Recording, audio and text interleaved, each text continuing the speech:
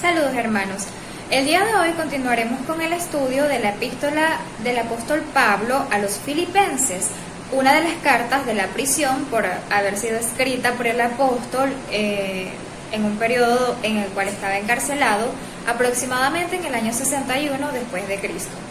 Hoy estudiaremos el capítulo 1, los versículos 12 al 18, que dice así: Quiero que sepan, hermanos, que las cosas que me han sucedido han contribuido más bien al progreso del Evangelio, de tal manera que en todo el pretorio y entre todos los demás se ha hecho evidente que estoy preso por causa de Cristo.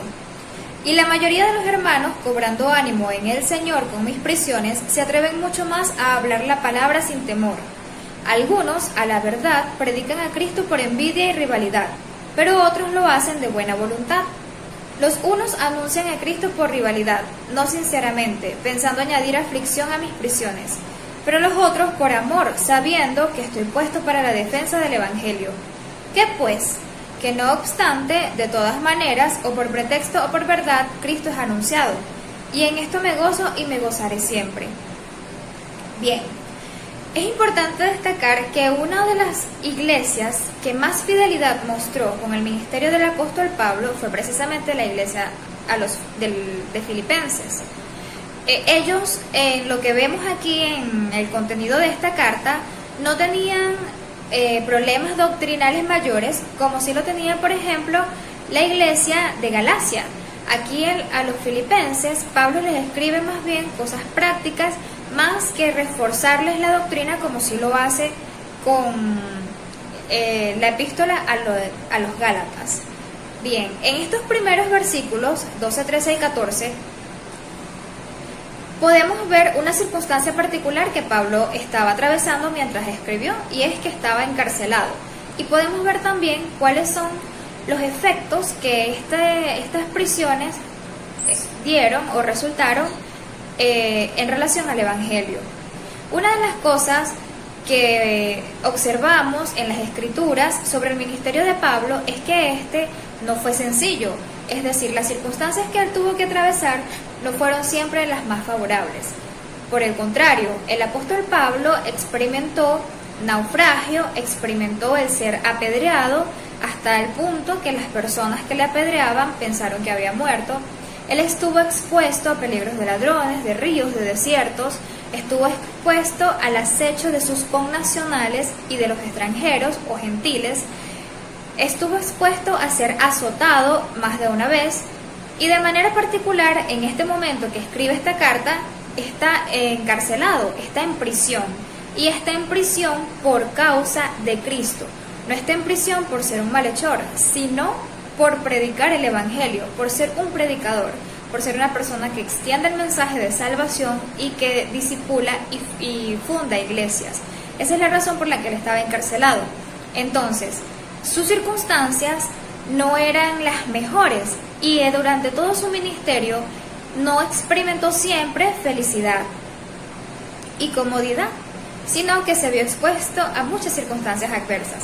Sin embargo, algo que podemos ver y destacar aquí es que Pablo le escribe a los filipenses con un anhelo de mostrarles su gozo por lo que está aconteciendo, por lo que Dios está haciendo para el progreso de su obra a pesar de estas circunstancias adversas.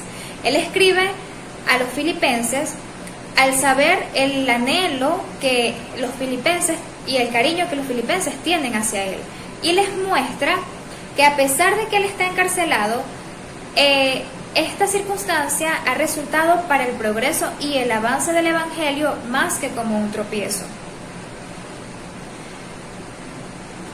Él escribe para compartir su gozo de que el Evangelio se está extendiendo a todo el pretorio por causa de su prisión. Está llegando el Evangelio a lugares donde quizás sin estas prisiones no habría llegado. Esto nos recuerda la promesa que el Señor nos da a través del mismo apóstol Pablo en la carta a los Romanos, que nos dice que todas las cosas ayudan a bien para los que aman a Dios, esto es, a quienes conforme a su propósito son llamados. Podemos ver aquí también que servimos a un Dios poderoso, fiel y soberano, que prospera y sostiene a sus siervos y su obra aún en medio de las dificultades y de las circunstancias adversas. Vemos aquí a un Pablo que no se concentra en su propio sufrimiento, sino que se regocija con el avance del Evangelio. Pablo no está centrado en sí mismo, sino que para él, a pesar de que las circunstancias humanamente son un fracaso, para él las circunstancias que está viviendo son una victoria, porque el Evangelio de Dios se está extendiendo. Cabe preguntar entonces, ¿en qué te concentras? ¿En qué me estoy concentrando? ¿Te concentras en tus circunstancias particulares, adversas, o te concentras en ser un instrumento útil en las manos de Dios a pesar de cualquier circunstancia? Recordemos que el Señor nos anima en su palabra a fijar nuestros ojos en Cristo y a mantener nuestra mirada puesta en las cosas de arriba y no en las de la tierra. Él nos dijo, busquen primeramente el reino de Dios y su justicia, y todo lo demás vendrá por añadidura. Debemos entonces recordar esas promesas para que en medio de las dificultades podamos no quedarnos allí centrados en el problema, sino ver cómo Dios nos puede usar en medio de esas circunstancias. Pablo pudo haberse quejado, Pablo pudo haber refunfuñado, Pablo pudo haber murmurado contra Dios sobre las circunstancias que tenía, pero en vez de eso, él se dejó usar. Y no solamente en las prisiones, sino en todas las otras circunstancias difíciles, él no renunció ni se rindió, él se dejó usar. A pesar de que experimentó también la decepción por otros falsos hermanos, él se dejó utilizar por Dios y permitió que Dios lo usara para bendecir a otros y para bendecir su propia vida. Él pudo experimentar el poder, el amor, la presencia, la gracia del Señor con él. Y usted y yo también podemos. Ahora bien, veamos entonces en estos mismos pasajes cuáles fueron esos resultados del encarcelamiento de Pablo. Su encarcelamiento tuvo dos efectos, un efecto positivo y un efecto negativo. En los versículos 13 y 14 podemos ver que el Evangelio de Dios se extiende y que se hace evidente para todos que la razón por la que Pablo está en prisión es por causa de Cristo, por el Evangelio. Y esto produce en los hermanos un avivamiento. En la mayoría de los hermanos produjo un avivamiento, quienes con denuedo aún más iban a predicar el Evangelio. Los hermanos cobraron ánimo, vieron el ejemplo de Pablo y cobraron ánimo para evangelizar y para extender su reino y para ser discípulos. Por otro lado, esto también nos recuerda Hechos 1:8. El Señor dijo, recibirán poder cuando haya venido sobre ustedes el Espíritu Santo. ¿Poder para qué? Poder para ser sus testigos en todo lugar donde estemos. Entonces nosotros, usted y yo, tenemos el Espíritu Santo, lo que quiere decir que usted y yo tenemos el poder de Dios para ser testigos suyos, para mostrar su imagen, para mostrar su mensaje de salvación y para hacer testimonio de Él en donde estemos y cualquiera que sea nuestra circunstancia. Lo importante es que podamos mantenernos centrados en lo que es verdaderamente importante y no perder nuestro enfoque. Vamos con el segundo efecto. El efecto negativo que esto produce lo vemos a partir del versículo 15. Además del avivamiento de estos hermanos, hubo otro grupo de personas que al ver cómo se extendía el reino de Dios a través de las prisiones de Pablo, cómo él se mantenía fiel y cómo estos hermanos eran avivados y animados a predicar, este otro grupo sintió rivalidad y comenzó a tener sentimientos de envidia. Y esto hizo que comenzaran a predicar el Evangelio, pero con las motivaciones equivocadas. Comenzaron a predicar el Evangelio por envidia y por rivalidad. Una cosa que llama la atención es que la Biblia deja constancia de las motivaciones de estas personas. Se deja expresamente relatado que ellos comenzaron a predicar el Evangelio por envidia y por rivalidad, lo que nos muestra que el Señor observa las motivaciones del corazón y que para Él son importantes. Más que las acciones mismas, el Señor escudriña y examina nuestro corazón. Estas personas se levantaron a predicar con una motivación de dañar y de causar aflicción a las prisiones de Pablo. Entonces, usted y yo, ¿cuáles son las motivaciones de nuestro corazón? ¿Seremos como el grupo que se anima y toma el ejemplo al ver a otros hermanos que tienen éxito en la obra? ¿O eso genera en nosotros envidia y rivalidad? Es propicio examinarnos, como decía David: examíname, oh Dios, y prueba mis pensamientos. Nosotros debemos examinar nuestras motivaciones y procurar mantener una motivación correcta en todo lo que hacemos, sobre todo en la obra y en el servicio al Señor, porque el Señor mismo mira nuestro corazón. Él no mira lo que está delante de los ojos del hombre, como si lo hace el ser humano. Él mira y escudriña el corazón, y a él no lo podemos engañar. Entonces, ¿en qué te gozas tú? Pablo se gozaba en que el reino de los cielos era extendido, en que la palabra de Dios se estaba extendiendo. ¿Y nosotros? ¿Qué es lo que nos motiva y qué es lo que nos mueve a servirle al Señor, a predicar el Evangelio? ¿Qué será? Recordemos lo que nos dice el Señor en su palabra: nada hagan por contienda ni por rivalidad. Debemos procurar hacer las cosas por amor a Cristo y con un corazón sincero. Y recordemos que si no tenemos amor, de nada nos sirve dar nuestro cuerpo para ser quemado por causa de Cristo. Recuerda también lo que dice el Señor en su palabra: engañoso es el corazón más que todas las cosas y perverso. ¿Quién lo conocerá? Él hace ese interrogante, pero también la responde y dice: yo, Jehová, que escudriño el corazón y los pensamientos. Entonces, nosotros podemos ser engañados por nuestras emociones y por nuestro corazón, pero no el Señor. Él sí sabe muy bien qué es lo que nos mueve a hacer, a decir, a pensar cada cosa que vivimos. ¿Cuáles son las motivaciones de tu corazón? ¿Realmente te concentras en hacer todo como para el Señor y no como para los hombres? ¿Realmente buscas que Dios sea glorificado y no tú mismo? Es importante que nosotros podamos meditar y examinar nuestro corazón en esto, porque muy fácil es que nuestro corazón y nuestra conciencia sea engañada y cegada por el orgullo. ¿Cómo reaccionas cuando tienes que menguar tú para que otro crezca, para que otro sea quizás relevante? ¿Cómo reacciona tu corazón cuando otra persona es la que en ese momento lleva la batuta y no tú?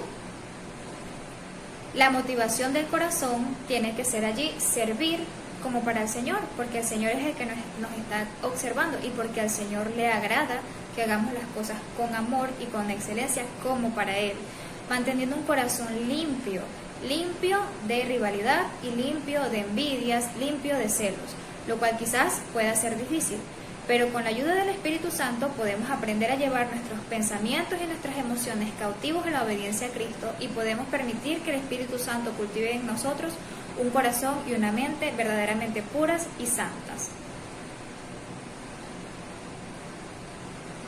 Procura entonces que tus motivaciones sean puras delante del Señor. Bien, de los versículos 16 al 18 podemos ver que sin importar las circunstancias, sin importar las razones por las cuales otras personas predican, sin importar lo que está moviendo este grupo que quiere causarle aflicción, Él se goza. ¿Y por qué se goza? Él no se goza porque a sus enemigos les vaya mal, Él no se goza por X o Y circunstancia terrenal, Él se goza porque ve la mano de Dios obrar para el bien del reino y para la extensión del reino, aún en medio de cualquier circunstancia, y ve cómo incluso utiliza a aquellos que quieren hacerle mal para extender el reino de Dios, que era lo que realmente le importaba a él. Para él la victoria no estaba en su beneficio o en su éxito personal. Para él la victoria estaba en que el reino de los cielos saliera victorioso.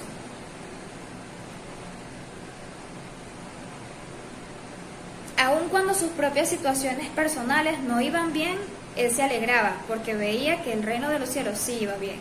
¿Y tú? ¿Y yo? ¿Cuál es tu gozo? ¿Es tu gozo que Cristo sea anunciado más allá de tus circunstancias particulares? ¿Buscas que Cristo sea glorificado y que su reino se extienda más allá de las circunstancias personales que tú puedas tener, de las aflicciones que puedas tener? ¿Te gozas al ver la extensión del reino de los cielos, así como se gozaba Pablo? Él decía, voy a leer en la versión Dios habla hoy, del 16 en adelante. Algunos anuncian a Cristo por amor, sabiendo que Dios me ha puesto aquí para defender el Evangelio. Pero otros lo hacen por interés personal y no son sinceros, sino que quieren causarme más dificultades ahora que estoy preso. Pero, ¿qué importa? De cualquier manera, con sinceridad o sin ella, anuncian a Cristo y esto me causa alegría y todavía me alegraré más. Él estaba centrado y sabía cuál era el propósito verdadero que él tenía aquí y estaba concentrado en lo que era verdaderamente importante, en lo eterno, en las cosas de arriba y no en las de la tierra. Por eso él podía gozarse al ver la mano de Dios obrar en lo que era verdaderamente importante, en la salvación de las almas, en la extensión del reino, aun cuando las circunstancias terrenales parecían no ser buenas. Tú y yo también podemos gozarnos en eso.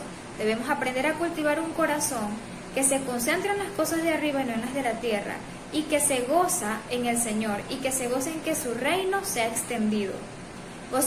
Aprendamos entonces a gozarnos en las cosas verdaderamente importantes. Aprendamos a observar, a tener un corazón sensible para ver la obra de Dios en medio de cualquier circunstancia que usted esté atravesando. Siempre puede ser un instrumento útil en las manos del Señor. Pídale al Señor que le muestre cómo puede Él usarle para alcanzar a otras personas en medio de sus circunstancias particulares, que pueden que estén muy bien en este momento o puede que no lo estén tan bien, pero Dios lo puede usar. También recuerde, examine su corazón. Nosotros a veces nos engañamos a nosotros mismos, pero hay otras ocasiones en las que nosotros sabemos que está creciendo en nosotros, en nuestro corazón, un sentimiento que no es correcto y que a Dios no le agrada. Usted tiene dos opciones.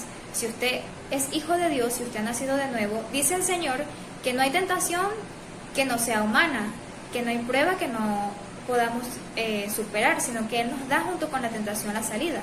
Y el Señor nos ha dado el Espíritu Santo, y ese Espíritu Santo va a perfeccionarnos. Entonces, usted y yo, cuando vengan esas emociones, esos sentimientos que sabemos que no están bien y que quieren manchar nuestras motivaciones, podemos llevar eso a Cristo y podemos salir victoriosos con un corazón verdaderamente puro delante del Señor. Recuerde que para Él más importante que las acciones externas es lo que motiva esas acciones y que sin amor nada somos, como dice 1 Corintios 13. Si no tengo amor, de nada me sirve dar mi vida, dar mi cuerpo para ser quemado por el Evangelio, dar todos mis bienes a los pobres, de nada me sirve si no tengo amor. Si no tengo amor por el Señor y también por quienes me rodean. Entonces, procuremos tener un corazón limpio, con unas motivaciones puras delante del Señor. Concentrémonos en lo verdaderamente importante. Cuando veamos a otros hermanos que tienen éxito en la obra, que eso sea para nosotros de ánimo, así como fue para los hermanos que se animaron y cobraron ánimo para predicar el Evangelio, que eso fortalezca nuestra fe y sea para nosotros un motivo de avivamiento, para nosotros también anhelar ser usados por el Señor, pero de una manera saludable y positiva.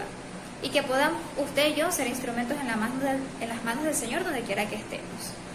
Esto ha sido todo por hoy, hermanos. Que el Señor les bendiga.